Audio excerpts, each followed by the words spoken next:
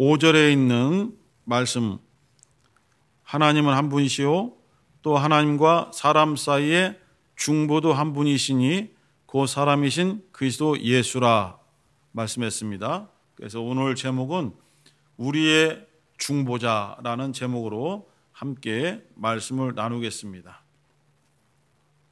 중보자라는 것은 화해를 시키는 사람, 또 이쪽에 어떠한 뜻과 생각을 이쪽 편으로 전달해 주는 사람, 이렇게 볼 수가 있어요. 그럼 왜 직접 받지 못하느냐? 직접 할 수 없기 때문에 하나님과 우리 사이에 직접적인 소통, 직접적인 대화가 불가능합니다.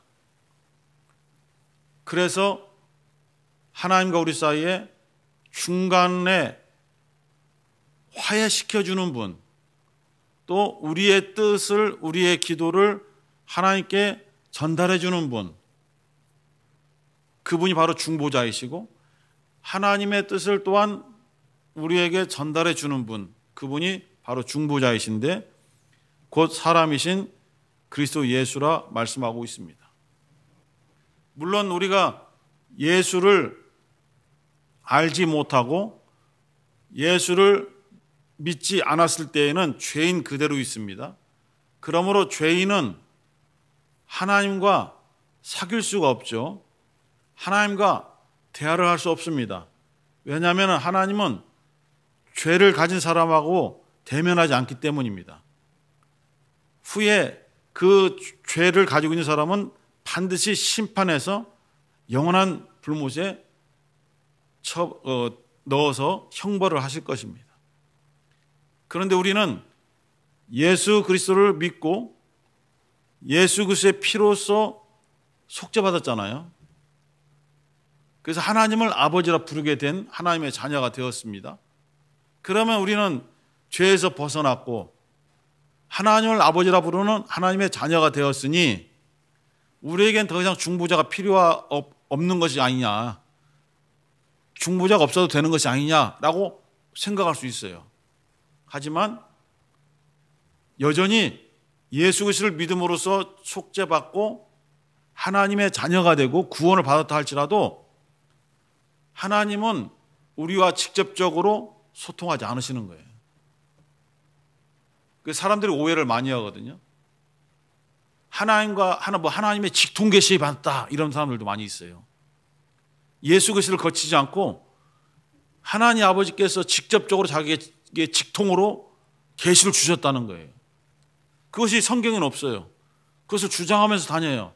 그러니까 다른 사람들은 성경을 잘 알지 못하고 그 신령한 영적 세계를 잘 알지 못하니까 직통 계시를 받았다는 사람에게 매우 두려움을 느끼는 거죠.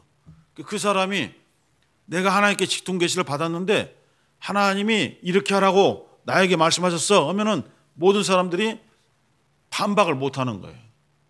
왜냐하면 그것이 사실인지 아닌지를 분별할 수 있는 믿음의 분량도 되지 않고 영적인 분별력도 없고 성경도 그것을 판단할 수 있을 만큼 많이 알지 못하기 때문에 그냥 억압돼서 따라다니는 거예요.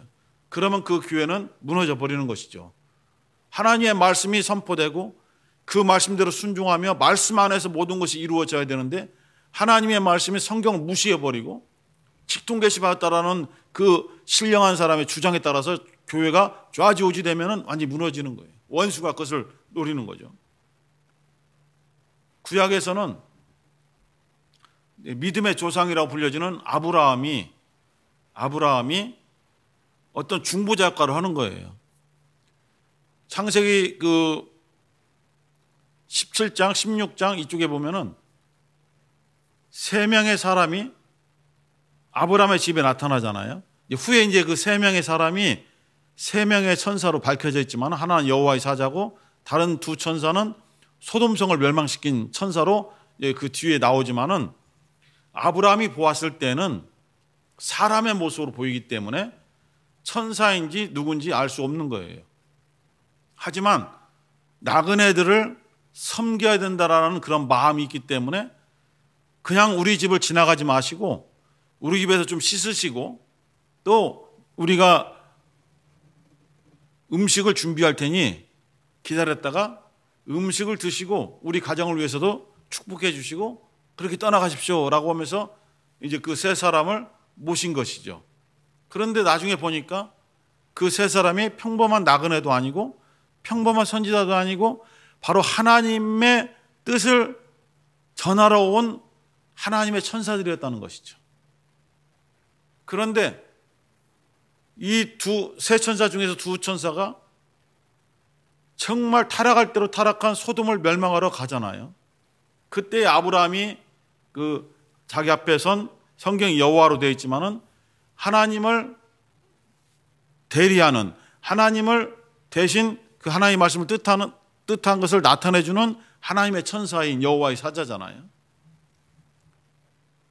소돔성에는 자기의 사랑하는 조카의 가정이 살고 있기 때문에 소돔성을 멸해서는 안 됩니다. 그곳에도 많은 사람이 있고 하나님의 뜻대로 살려고 했던 의인들이 있을 것입니다. 그 의인 50명이 있다면은 멸망시키지 말아 주십시오 했더니 50명 있다면 내가 멸망시키지 않겠다. 50명이 없기 때문에 멸망시키겠다. 아브라함이 40명, 30명, 20명 그리고 마지막에 10명까지 가잖아요. 근데 의인 10명도 없기 때문에 결국은 아브라함이 더 이상 막지 못하고 멸망당한 것인데 그 아브라함의 역할이 뭐냐? 그게 바로 중보잖아요. 하나님께서 멸망시킬 그 소돔성과 하나님 사이에서 중보를 하는 거예요. 이 소돔성 사람들을 살려달라고, 소돔성을 멸망시키지 말고 구원해달라고 중간에서 소돔성 사람들이 비는 것이 아니라 아브라함이 대신 간구한 것이죠. 그것이 바로 중보자의 역할이거든요. 그러나 온전한 중보자가 아니기 때문에 결국은 아브라함의 중보는 실패했고 소돔은 멸망당하고 말했죠. 또 한 사람은 또 모세로 볼 수 있어요. 모세도 그 하나님과 이스라엘 백성 사이에 중간에 서서 하나님의 말씀을 받아서 선포했거든요. 후에 광야에서는 시내산에서 율법을 받아서 율법을 선포하기도 하고 하나님께서 정말 말 지긋지긋하게 안 듣는 이스라엘 백성들을 막 형벌하려고 할 때는 모세가 대신 기도해서 하나님 긍휼을 베풀어 주셔야 됩니다.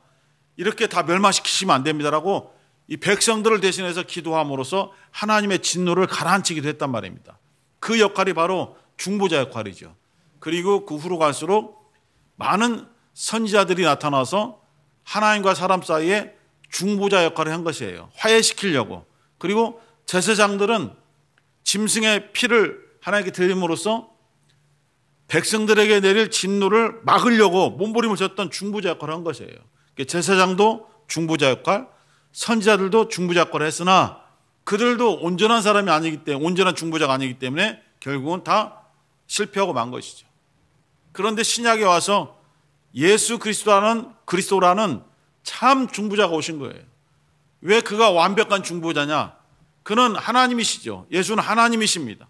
그리고 말씀이 육신이 되어 오신 참 사람이십니다. 이게 참 하나님이면서 참 사람을 동시에 갖추신 분은 예수 그리스도 한 분 외에는 없는 거예요.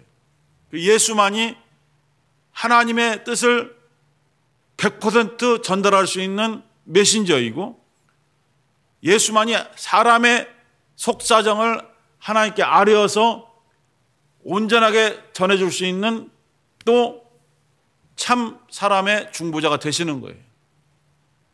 이와 같이 예수 그리스도는 참 중보자가 되어서 우리와 하나님 사이를 화목시키려고 정말 온 힘을 다하신 거예요. 그런데 중보자 자신이 죄가 있다면은 그것은 온전한 중보가 되지 못하잖아요. 그러나 예수 그리스도는 히브리서 4장 15절에 있는 것처럼 모든 사람과 똑같은 그 고난을 그가 경험하시고 우리의 연약함을 직접 체휼하시는 분이시지만은 그에게는 죄가 없으시니라라고 말씀하고 있어요. 당연히 죄가 없으신 분이시죠. 예수는 그 에덴 동산에서 선악과를 먹지 말라고 한 하나님의 말씀을 어기고 그것을 먹음으로써 죄를 범한 아담의 후손이 아닙니다.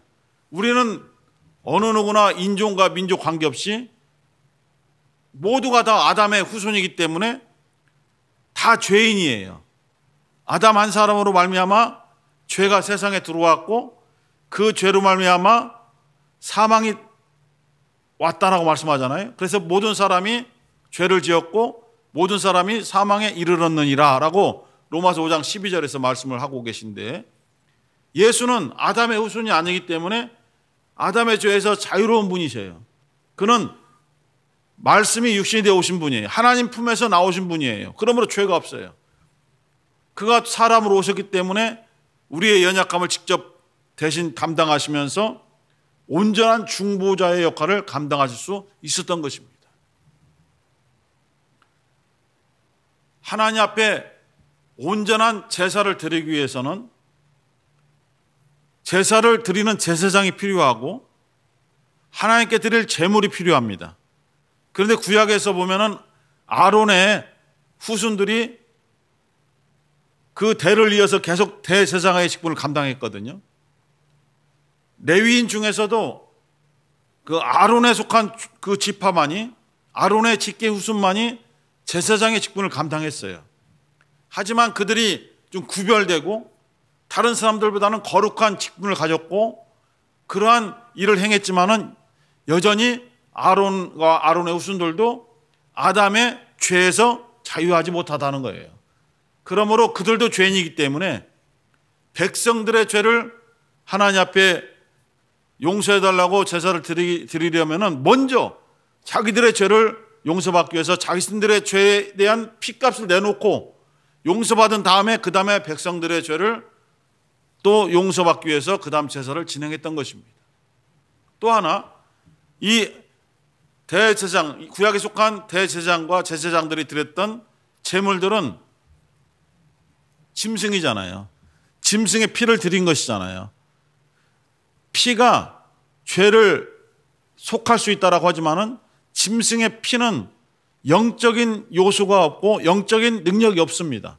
그러므로 영적인 죄에 대해서는 어떠한 대가도 치를 수가 없어요. 그래서 히브리서 10장 4절에 보면은 황소와 염소의 피가 죄를 없이 하지 못하느니라 라고 기록되어 있습니다. 그래서 구약에 속한 율법을 따라서 나아갔던 제사장들도 죄인이고 불완전하고, 율법에 따라서 드렸던 제물들도 짐승의 피기 때문에 불완전하고 다 불완전한 거예요. 그런데 예수께서는 참 중보자가 되셔서 이 제사장직분을 감당하시는데, 한번 성경을 찾아볼까요? 히브리서 9장 11절 12절. 히브리서 9장 11절 12절 두 절을 찾겠습니다. 자, 함께 읽겠습니다. 시작. 그리스도께서 장래 좋은 일에 대제사장으로 오사 손으로 짓지 아니한 곧 이 창조에 속하지 아니한 더 크고 온전한 장막으로 말미암아 염소와 송아지의 피로 아니하고 오직 자기 피로 영원한 속죄를 이루사 단번에 성소에 들어가셨느니라. 아멘. 예수께서 직접 대제사장으로 오셨다는 거예요. 근데 예수님은 죄가 없잖아요. 그러므로 완벽한 대제사장이 되는 거예요. 자기를 위해서 속죄할 것이 없는, 죄가 없는 무죄한 분이세요. 정말 깨끗한 분이세요. 그러므로 자신을 위해서 하나님 앞에 속죄할 제사는 없는 거예요. 이렇게 완벽한 분이시고, 또 하나 예수께서 그 정말 완벽한 대제사장으로서 드리는 그 제물은 12절에 보니까 염소와 송아지의 피로 드린 것이 아니라 자기 피로 드렸다는 거예요.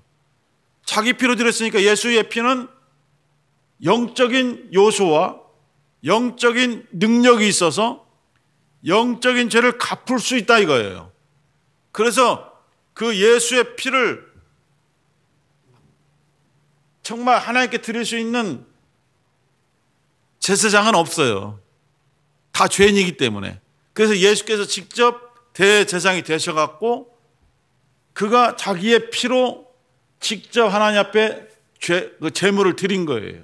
자기의 피가 하나님께 드린 제물이에요. 왜 그렇게 드렸는가? 그렇게 해야만 인간 곧 아담에게 속한 모든 사람의 원죄를 갚아낼 수가 있거든요. 그래서 영원한 속죄를 이루셨다라고 되어 있어요. 이렇게 해서 예수께서 죄인된 우리들의 중보자가 되셔서 하나님 앞에 온전한 대제사장으로서 온전한 자기의 피를 드림으로써 우리를 죄에서 자유케 해주신 거예요. 그래서 우리는 예수의 피로 말미암아 완전한 속죄를 받고 영원한 속죄를 받고 죄에서 자유한 자가 되었어요. 그리고 우리는 그 예수가 우리의 주님이 되심을 믿고 의지하면서 정말 예수를 통해서 하나님 앞에 나아가려고 하는 거예요. 자, 히브리서 10장 19절 히브리서 10장 19절과 20절을 함께 읽겠습니다. 19절 시작. 그러므로 형제들아 우리가 예수의 피를 힘입어 성소에 들어갈 담력을 얻었나니 그 길은 우리를 위하여 휘장 가운데로 열어놓으신 새롭고 산 길이요 휘장은 곧 저의 육체니라. 예수의 피를 힘입어서 성소 하나님의 보좌가 있는 곳에 들어갈 수 있는 담력을 얻게 되었다. 그 길이 어떤 길이냐면은 휘장으로 막혀있던 그 하나님께 나아가는 길을 예수께서 자기의 피로 열어놓으셨다.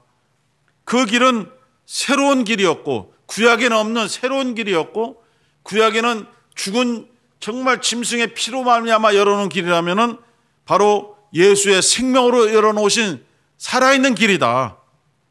그리고 휘장은 예수 그리스도의 육체로서 자신의 육체를 찢음으로써 자기의 희생을 통해서 자기의 피를 통해서 우리로 하여금 하나님의 보좌 앞에 담대히 나갈 수 있도록 그렇게 중보하셨다. 그렇게 화해시키셨다. 이런 말씀이에요. 에베소서 2장 한번 보겠습니다. 에베소서 2장 13절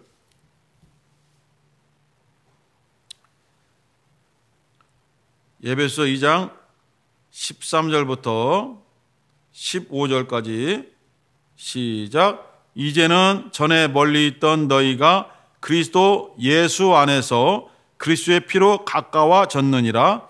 그는 우리의 화평이신지라 둘로 하나를 만드사 중간에 막힌 담을 허시고 원수된 것 곧 의문에 속한 계명의 율법을 자기 육체로 폐하셨으니 이는 이 둘로 자기의 안에서 한 세 사람을 지어 화평하게 하시고 했습니다. 우리는 정말 하나님과 가까이 할 수 없는 하나님의 원수된 자였지만은 예수 그리스도의 피로 말미암아 하나님과 완전히 가까워졌다는 거예요. 하나님 앞에 가까이 나아갈 수 있는 담력을 얻었다는 거예요. 예수의 피 때문에. 14절에 예수는 우리의 화평함이 되신다. 이방인과 유대인이 서로 갈등하고 있을 때에 예수께서는 피로써 그 유대인과 이방인의 담을 헐어버리셔서 유대인과 이방인이 하나가 되게 하셨어요. 하나가 되게 하셔서 새로운 사람을 만들어내셨어요. 유대인도 아니고 이방인도 아니에요. 그 새로운 사람이 누구냐? 바로 예수를 믿는 그리스도인인 거예요. 그 세 사람 그리스도인을 만들어내셨다라고 그 14절 15절에 말씀하고 있어요. 자기 안에서 한 세 사람을 지어 화평하게 하셨다라고 되어 있어요. 이렇게 그리스도인을 통해서 새로운 사람으로서 예수께서 자기의 피로 지어내시고 또한 하나님과 우리 사이에 화평케 하시는 중보자가 되셔서 우리로 하여금 하나님 앞에 담대히 나가 기도하고 또 하나님 앞에 우리의 연약함을 도와달라고 긍휼하심을 베풀어 달라고 그렇게 요청할 수 있는 길을 열어놓으신 거예요. 예수께서는 십자가에서 피 흘리셔서 우리의 죄를 속죄하는 그때만 중보자가 되신 것이 아니라 오늘 이 시간에도 지금도 우리의 영원한 중보자가 되셔서 우리를 위하여 하나님 앞에 대언하신다라고 요한일서 2장 1절과 2절에서 말씀하고 계십니다.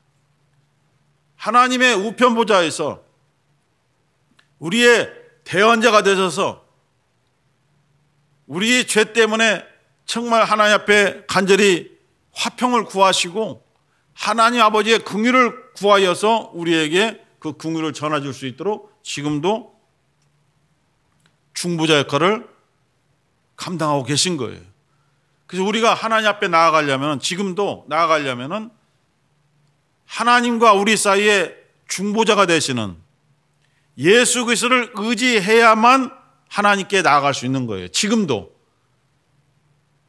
우리가 하나님의 자녀고 하나님을 아버지라 부르지만은 예수 그리스도를 초월해서는 하나님 아버지 앞에 나갈 수 없고 하나님의 말씀을 들을 수 없고 하나님의 주시는 응답을 소유할 수가 없는 거예요. 성령도 성령을 받을 때에도 하나님이 직접 성도들에게 막 부어주시는 것이 아니라 중보자 되시는 예수께 성령을 보내셔서 그 중보자 되신 바로 예수께서 믿는 자들에게 성령을 보내신 거예요. 한 구절만 더 읽고 기도하겠습니다. 사도행전 2장, 사도행전 2장